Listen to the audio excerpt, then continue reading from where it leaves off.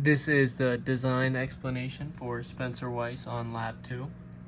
So we'll start here with our declared ports. We have LS for left stick, RS for right stick, and then our left engine and right engine, which are going to be our outputs.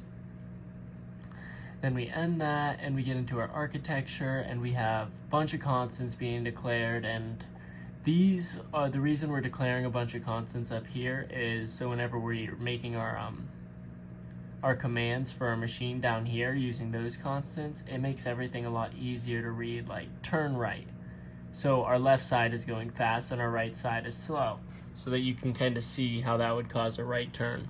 So then you go down and we get to our code where we start implementing those constants that we made up here. So we're using a selector, so we're using the input to select an output. So whenever our input comes up as left input is up and right input is center, then our output is going to be turn right.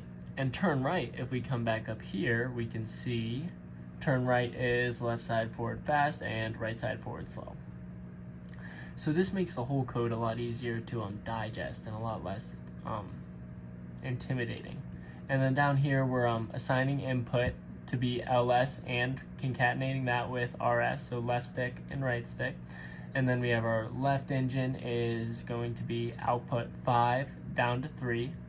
And then our right engine is going to be output 2 down to 0.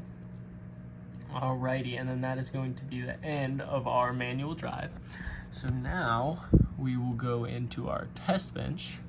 So for the test bench, we have our entity up here, which is empty because of the test bench, and we're declaring all of our ports here. We got all of our signals for the ports, and then this is our UUT mapping our manual drive port. So we have LS to LS, RS to RS. Left engine is going to be LED 5 down to 3, and then right engine is LED 2 down to 0. And then these are all of our test cases, 16 total. And then that's going to be the end of our test bench. And then we will go look at our wrapper file. So in our wrapper, here we're declaring our inputs that we used for the constraints file. So we have our button up, button left, button right, button down, LED, all of that. And our LED is vector from 5 down to 0 because we need 6 LED lights. So then we're declaring our ports for our component.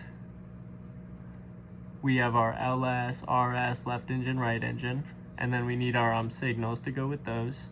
And then here we're mapping those inputs to the signals. So left stick is going to be button left and button up. So that's going to be how you operate the left stick being pulled, or push, pulled, or center. And then the right stick is going to be operated by our button right and button down. So through those 4 buttons, we should be able to operate this entire unit. So now we go into our manual driver constraints, and this is just going to be mapping the ports to the signals. So we have our LS going to left stick, RS going to right stick, and then right engine is going to be LEDs 5 down to 3, and then left engine is going to be LEDs 2 down to 0, and that's representing the output on our device. Alrighty, and finally we'll get into the simulation for this part 1.